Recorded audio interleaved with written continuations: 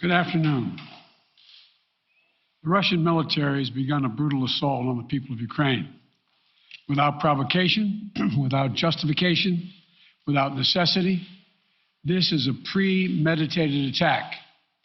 Vladimir Putin has been planning this for months, as we've been saying all along.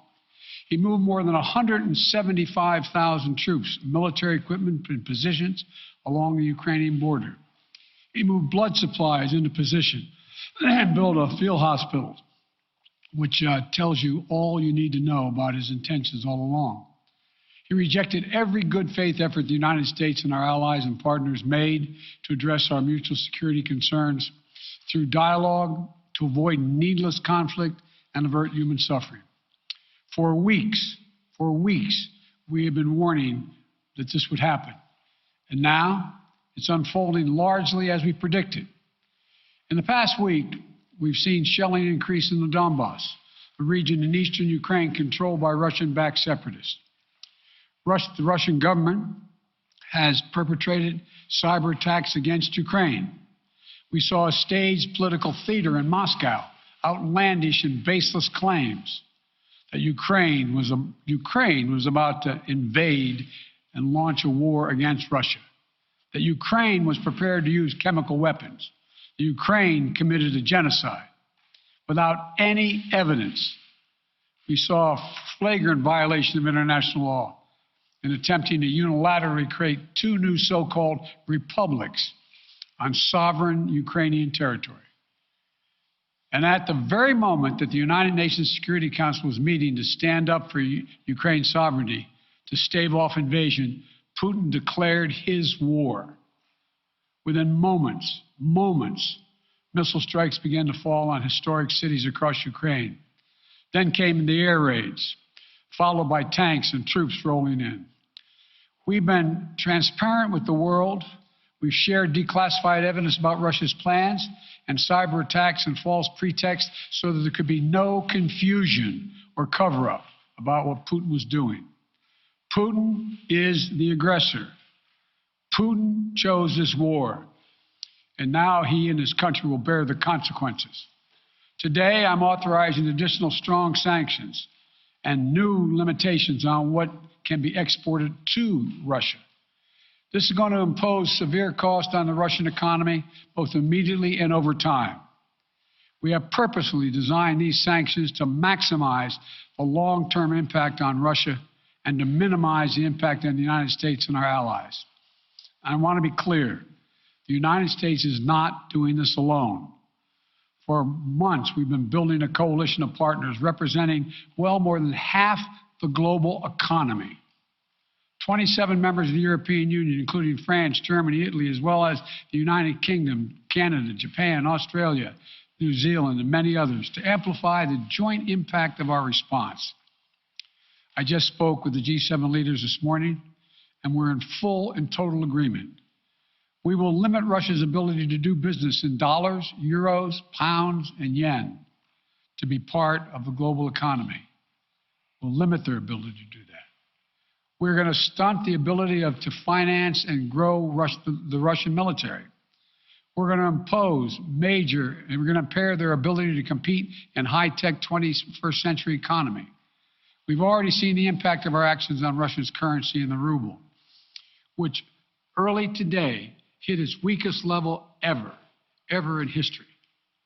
The Russia stock market plunged today.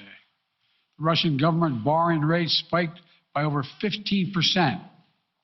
In today's actions, we've now sanctioned Russian banks that together hold around $1 trillion in assets.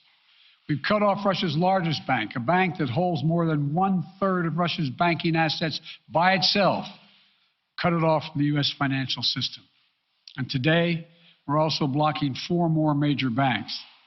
That means every asset they have in America will be frozen. This includes VTB, the second largest bank in Russia, which has $250 billion in assets. As promised, we're also adding the names to the list of Russian elites and their family members that we're sanctioning as well. As I said on Tuesday, these are people who personally gain from the Kremlin's policies, and they should share in the pain. We will keep up this drumbeat of those designations against corrupt billionaires in the days ahead. On Tuesday, we stopped the Russian government from raising money from U.S. or European investors.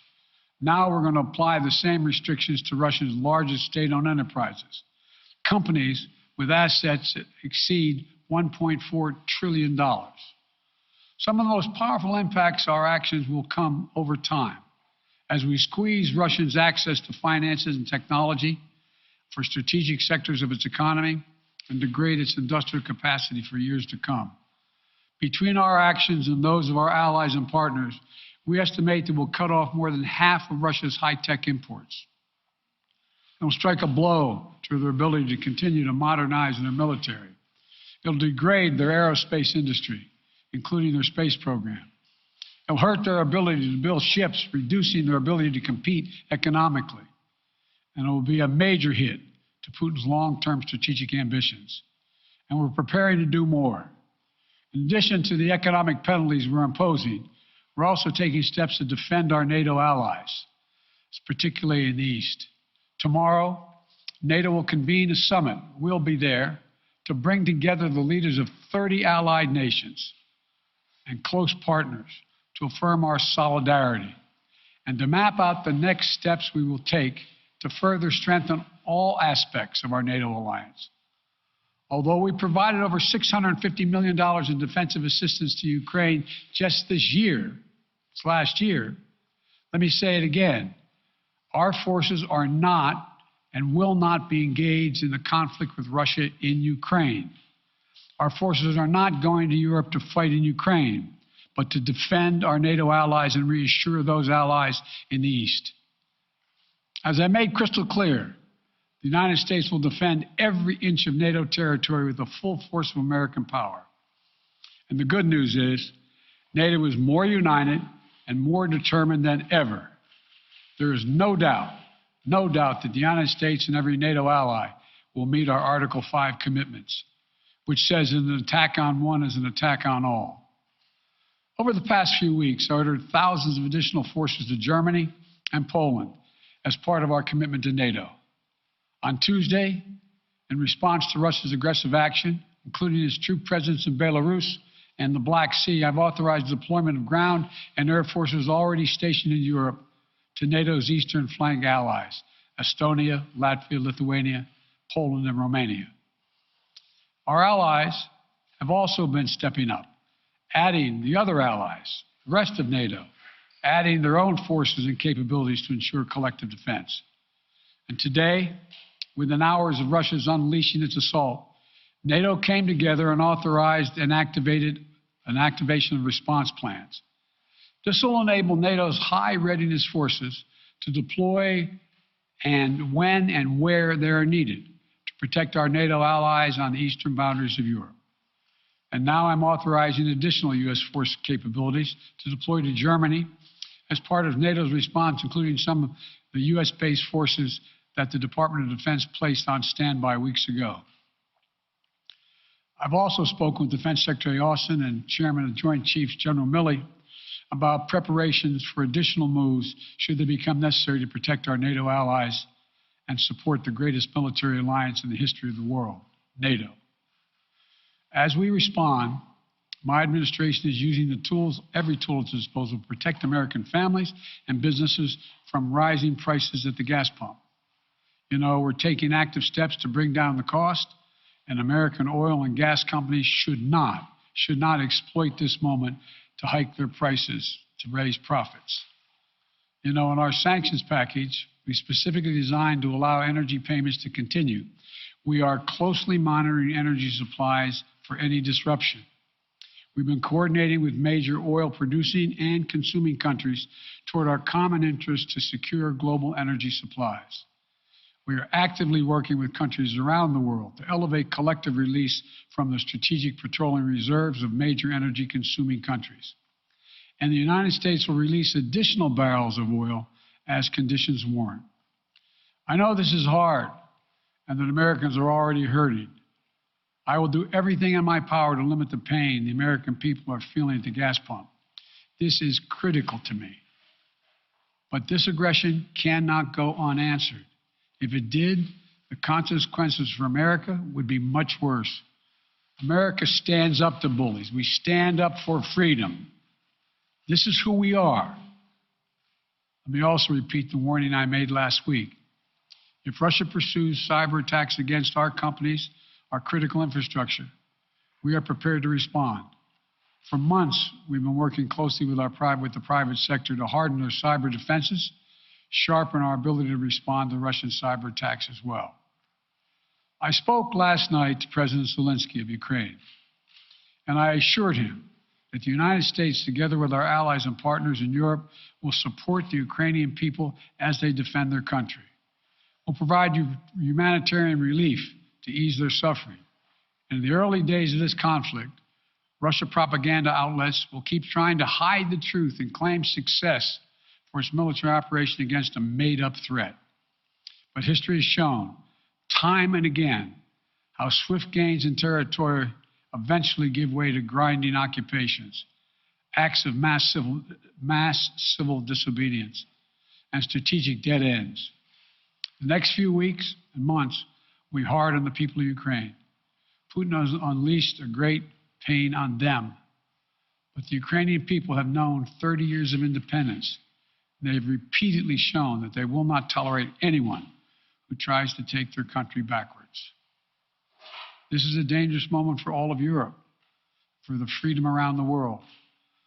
Putin has committed an assault on the very principles that uphold the global peace. But now, the entire world sees clearly what Putin and his Kremlin allies are really all about. This was never about a genuine security concerns on their part. It was always about naked aggression, about Putin's desire for empire by any means necessary, by bullying Russia's neighbors through coercion and corruption, by changing borders by force, and ultimately by choosing a war without a cause. Putin's actions betray his sinister vision for the future of our world, one where nations take what they want by force. But it is a vision that the United States and freedom-loving nations everywhere will oppose with every tool of our considerable power. The United States and our allies and partners will emerge from this stronger, more united, more determined, and more purposeful. And Putin's aggression against Ukraine will end up costing Russia dearly, economically and strategically. We will make sure of that. Putin will be a pariah on the international stage. Any nation that countenances Russia's naked aggression against Ukraine will be stained by association. When the history of this era is written, Putin's choice to make a totally unjustifiable war on Ukraine will have left Russia weaker and the rest of the world stronger. Liberty, democracy, human dignity, these are the forces far more powerful than fear and oppression. They cannot be extinguished by tyrants like Putin and his armies. They cannot be erased from people's hearts and hopes by any amount of violence and intimidation. They endure. In the contest between democracy and autocracy, between sovereignty and subjugation, make no mistake, freedom will prevail. God bless the people of a free and democratic Ukraine. May God protect our troops. Associated Press, Zeke. So do you have any plans to speak with President Putin at this point? And what interactions have you had with the Russian government? I heard the first part. Do I have any plans to speak with Putin at this point? And what? What communications have you had with the Kremlin as far as military operations in Ukraine and making sure this does not spiral into a larger conflict? Well, it's a large conflict already. The way we're going to ensure it's not going to spiral to a larger conflict is by providing all the forces needed in the Eastern European nations that are members of NATO. NATO is more united than it's ever been, and I have no plans to talk with Putin. Wall Street Journal, Tarina. Mr. President, you didn't mention SWIFT in your sanctions that you announced. Is there a reason why the U.S. Isn't doing that? Is there a disagreement among allies regarding SWIFT and whether Russia should be allowed to be part of it? The sanctions that we have proposed on all their banks have of equal consequence, maybe more consequence than SWIFT, number one. Number two, it is always an option, but right now that's not the position that the rest of Europe wishes to take. Cecilia Vega, ABC. Sir, sanctions clearly have not been enough to deter Vladimir Putin to this point. What is going to stop him? How and when does this end? And do you see him trying to go beyond Ukraine? And a second question I'll just give to you now. This statement that he gave last night, the threat that he gave, the West will face consequences greater than any you have faced in history. Is he threatening a nuclear strike? I have no idea what he's threatening. I know what he has done, number one. And number two, no one expected the sanctions to prevent anything from happening. It has to show, this is going to take time, and we have to show resolve so he knows what's coming. And so the people of Russia know what he's brought on them. That's what this is all about. This is going to take time. It's not going to occur. He's going to say, oh my God, these sanctions are coming, I'm going to stand down. He's going to test the resolve of the West to see if we stay together, and we will. We will, and it will impose significant costs on him. Will he go beyond Ukraine, sir? Do you see him going beyond? Yes. Two topics, just really quick. First, markets are down and gas prices are up. I know you always stress the difference between Wall Street and Main Street, but everybody seems to be in for some economic pain. How economically painful is it going to get for people in this country? And I do have one more question. First of all, there's no doubt that when a major nuclear power attacks and invades another country, that the world is going to respond, and markets can respond all over the world. So there's no doubt about that, number one. Number two, the notion that this is going to last for a long time is highly unlikely as long as we continue to stay resolved in imposing the sanctions we're going to impose on Russia, period. What's the next question? I'm sorry. The next question is, did you underestimate Putin, and would you still describe him the way that you did in the summer as a worthy adversary? At the time, he was, I made it clear, as an adversary, and I said he was worthy. I didn't underestimate him. And I've read most of everything he's written. Did you read it? I shouldn't say, I'm not a wise guy. You heard the speech he made, almost an hour's worth of speeches, why he was going into Ukraine. He has much larger ambitions in Ukraine. He wants to, in fact, reestablish the former Soviet Union. That's what this is about. And I think that his ambitions are completely contrary to the place where the rest of the world has arrived. You're confident that these devastating sanctions are going to be as devastating as Russian missiles and bullets and tanks? Yes, Russian bullets, missiles, and tanks in Ukraine. Yes, I am. Thank you, President Biden. If sanctions cannot stop President Putin, what penalty can? I didn't say sanctions couldn't stop him. You've been talking about the threat of these sanctions for several weeks now. Yes, but the threat of the sanctions and imposing the sanctions and seeing the effect of the sanctions are two different things. They're two different things. And he's going to begin to see the effect of the sanctions. And what will that do? How will that change his mindset here, given he's because attacking it will so Ukraine weaken his speak? country that he'll have to make a very, very difficult choice as to whether to continue to move toward being a second-rate power or, in fact, respond. You said in recent weeks that big nations cannot bluff when it comes to something like this. You recently said that the idea of personally sanctioning President Putin was on the table. Is that a step that you're prepared to take? And if not, it's not a bluff, it's on the table. Sanctioning President Putin? Yes. Why not sanction him today, sir? Mr. President? Why not sanction him today?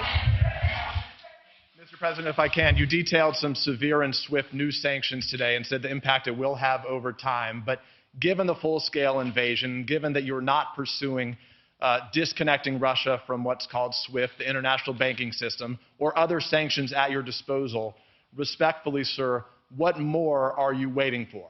Specifically, the sanctions we've imposed exceed SWIFT. The sanctions we imposed exceed anything that's ever been done. The sanctions we imposed have generated 2/3 of the world joining us. They are profound sanctions. Let's have a conversation in another month or so to see if they're working. Yes. Can I ask you about Zelensky? Sir, you spoke to Vladimir Zelensky yesterday, sir? What's the risk that we are watching the beginning of another Cold War, and is there now a complete rupture in U.S. and Russian relations? There is a complete rupture right now in U.S.-Russian relations if they continue on this path that they're on. And in terms of a Cold War, that depends. You have the vast majority of the rest of the world in total opposition to what he's doing, from Asia to South America to Europe to around the world. And so it's going to be a cold day for Russia. The idea, you don't see a whole lot of people coming to his defense. And are you, if I could follow up, sir, are you urging China to help isolate Russia? Are you urging China to help isolate Russia? I'm not prepared to comment on that at the moment.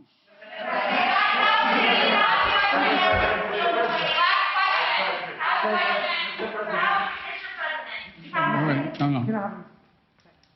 Yeah. No.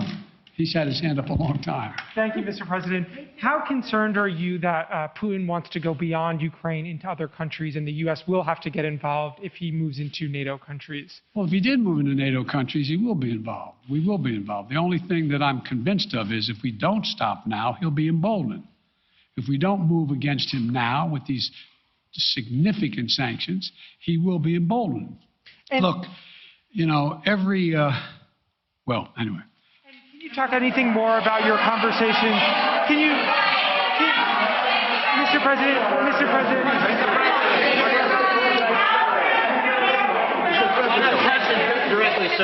Why not sanction Putin directly today? I'm sorry, I can't hear you. Sir, India, which is a major defense partner of the United States, is India fully with you on the issue of Ukraine and Russia? Does the Defense Department of the United States... Sir, India is one of your major defense partners. Is India fully in sync with the United States on Russia? We're in consultation with India today. We haven't resolved that completely. One more question. Okay, thank you all very much. Thank you.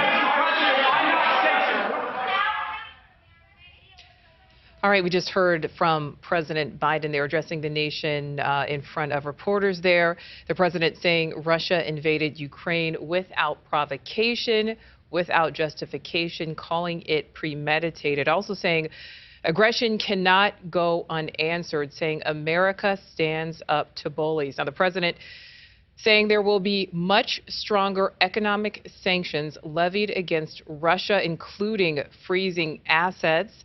Also saying that U.S. troops will be aiding in evacuations, but reiterating there will be no U.S. troops on the ground in Ukraine, but that those troops will instead defend NATO allies in the east. Let's go out to Allison Harris, who is at the White House for us. Allison, what stood out to you from the president? Nicole, I want to talk through those sanctions because they are severe and they're very much in unity with NATO allies. You heard the president saying that this is happening in coalition with countries that represent more than half of the global economy. That is significant. Talking about that over the past few months, it's really brought NATO allies together in lockstep today with these severe sanctions. But I think it is significant what the president was saying at the end there, that he believes Russian President Putin wants more than Ukraine, and that there is even thought at this point of Russia moving into possible NATO territory, in which you heard the president say that is when U.S. troops and the U.S. military would get involved. So many of us woke up this morning knowing an invasion was imminent, but not knowing whether Putin would go small scale or full scale. This is a large scale invasion. This is now being called a war. European leaders are comparing it to what happened in World War II. And now you're hearing President Biden say Putin is a pariah on the world stage and that he possibly wants more than Ukraine and could even think about moving into NATO allied territory. He did not sanction Putin personally. We thought that that might be among the sanctions announced today. The president saying that is still on the table. These sanctions, though, they limit Russia's ability to do business, do trade in top world currency. They stop the ability for Russia to finance and grow its military. They stop the ability for them to compete in a high-tech economy. You heard the president saying that the sanctions the U.S. has leveled have already had a great impact impact on the Russian economy. Their stocks today crashing, their major index falling by 45% at one point, the ruble hitting its weakest level ever today. So he is saying that this is having an impact on the Russian economy, but clearly that has not stopped Russia yet. He sanctioned Russia's largest banks. He said every asset they have in America will be frozen, and he added names to the list of names of Russian elites and family members who are going to be sanctioned. Now, as you mentioned, U.S. troops will not be going into Ukraine. He did announce there that some of the troops will be moving into Germany, so rearranging troops there. And then he also said that he has asked the military to be prepared for future moves. Also announcing that NATO is convening a summit tomorrow to bring together the leaders of 30 countries, including the U.S., and also announcing what's going to impact us most immediately here at home, other than seeing these images of war play out in Ukraine and in Russia, but the costs, inflation, the concerns about natural gas prices and energy costs. The president saying that he will direct the Strategic Oil Reserve to release more barrels to help alleviate some of those prices that we're seeing at the pump. Nicole? Yeah, and again, the president saying that up until this point, the threat of those sanctions much different than the sanctions now actually being imposed. Allison Harris live for us from the White House. Thank you for that. And our team of journalists stationed around the world working right now to bring you more stories from this conflict. Just head to newsnationnow.com for updated details. I will be back with you at 5 Eastern, 4 Central.